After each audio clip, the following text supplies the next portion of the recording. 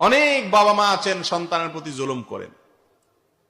ছেলে মেয়ে কয়েকজন আছে, একজনের দিকে বেশি টানেন, আরেকজনকে দেখতেই পারেন না। এ রোগ আছে না নাই? খবরদার, ভালো করে শুনে রাখেন। নোমান ইবনে বাশির রাদিয়াল্লাহু তাআলা আনহুর বাবার যে হাদিস, নবী সাল্লাল্লাহু আলাইহি সাল্লামের কাছে এসে বলেছেন, ইয়া রাসূলুল্লাহ, আমার এক সন্তানকে কিছু সম্পদ দিয়েছি।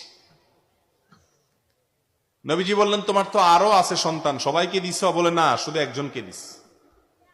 তখন নবী আলাইহিস সালাম বলেছেন, ইত্তাকুল্লাহ ওয়াদিলু বাইনা আওলাদিকুম আও আবনাইকুম, আল্লাহকে ভয় করো আর সব সন্তানের সাথে ইনসাফ করো, একজনের দিকে বেশি টানবা।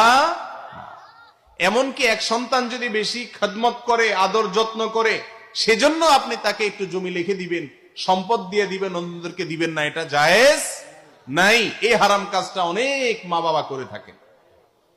সন্তানদের যেরকম বিচার হবে মা বাবার প্রতি বেয়াদবি করলে, সন্তানদের প্রতি জুলুম করলে মা বাবারও বিচার হবে।